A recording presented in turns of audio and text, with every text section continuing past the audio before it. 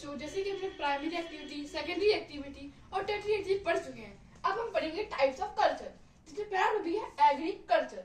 Agree का मतलब होता है ऑन द सॉइल और कल्चर का मतलब खेती करना, यानी जो खेती मिट्टी के ऊपर की जाती है उसे बोलते हैं एग्रीकल्चर। जैसे लिखा भी हुआ है कल्टीवेशन ऑन सॉइल।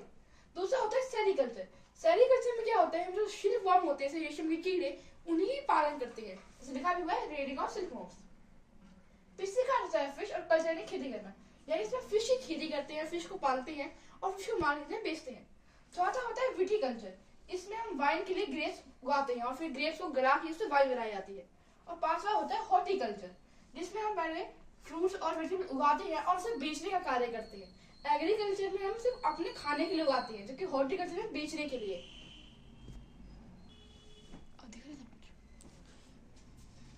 बच्चों, अब हम पढ़ेंगे फार्म सिस्टम। हमने कल्चर्स पढ़ ली है, अब हम पढ़ेंगे फार्म सिस्टम।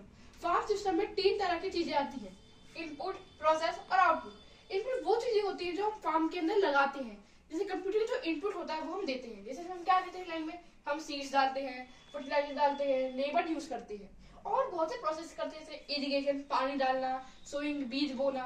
और जो हमें फाइनल आउटपुट मिलता है, जैसे वीट, राइस, वूल, तो ये सब हमारे आउटपुट होते हैं।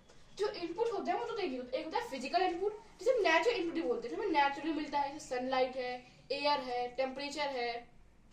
और कुछ इनपुट होते हैं जो ह्यूमंस लगाते हैं, जैसे मशीन्स, लेबर एक्सेट्रा। तो तब तक के लिए लाइक कीजिए और तब तक के लिए सब्सक्राइब और गुड बाय।